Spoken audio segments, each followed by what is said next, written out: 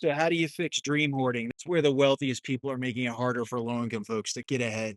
Now, the good news is dream hoarding isn't a doom story. It's not we're doomed to inequality forever. It's we built this system and we can actually unbuild it. But the bad news is it's going to take a lot of work because dismantling opportunity hoarding means you've got to ask comfortable people to be a little less comfortable.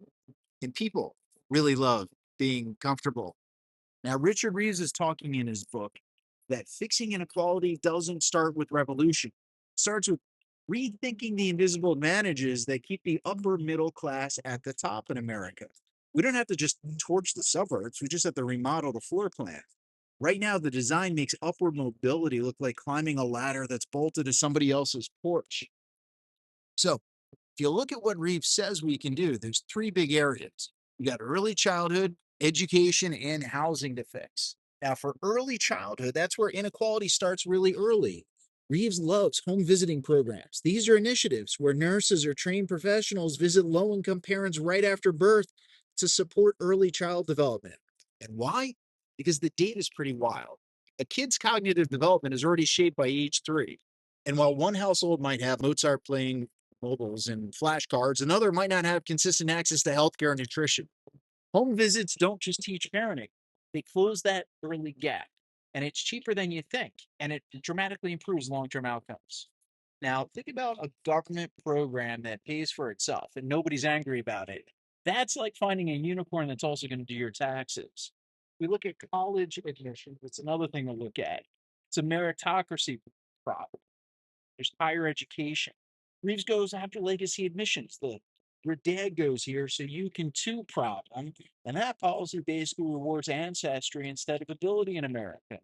He's also talking about limiting the share of elite college students from the top income brackets and boosting community college funding because that pipeline from wealth to elite degrees is so tight. It makes American meritocracy look like a game of musical chairs where the music never really actually stops for the top 20%. It's like watching a cooking competition where one contestant starts with a fully cooked steak and then they say, I just worked really hard for it. Sure. But the rest of us are still looking for a stove.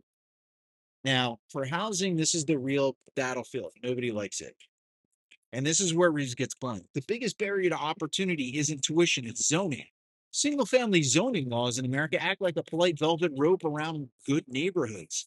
Reeves says we need to allow more mixed income housing, duplexes, apartments in those areas with really good schools, not just in theory, but in zoning codes. This is the invisible wall stuff we talked about earlier. If your zip code determines your school quality, your commute time, and your future income, then housing reform isn't social policy, it's economic infrastructure. Zoning meetings are where justice goes to fall asleep. Nobody's going to yell. Nobody's going to protest. They're just quietly saying, we preserve neighborhood character. And that's code for we are preserving the property values of the people who've already made it known here.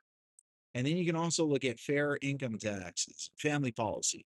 Reeves doesn't propose punishing success. He's not out there to dunk on doctors or engineers. He's basically saying if society helped you build that success with public schools or safe streets and tax deductions, then you should help rebuild that ladder for other people. And that means capping certain tax deductions and expanding child care subsidies or redirecting education funding towards early childhood education instead of elite universities. It's about rebalancing opportunity, not taking it away. Think of it like splitting the Wi-Fi bill with roommates. If one person streams 4K movies all day, they can probably chip in a little bit more to pay for things. Then you got the cultural shift in America. This is a pretty sneaky issue. None of these fixes work without a mindset shift. Reeves calls this moral reframing because as long as everybody defines fairness as what benefits my kid, no amount of zoning reform is ever going to matter. You got to start defining fairness as what helps all children. And that's not idealism, that's self preservation for America. Because inequality doesn't just hurt the poor, it destabilizes our whole system. Now, when half the population out there can't afford housing or education, it's not just a social problem. It is an economy held together by group projects that nobody volunteered for.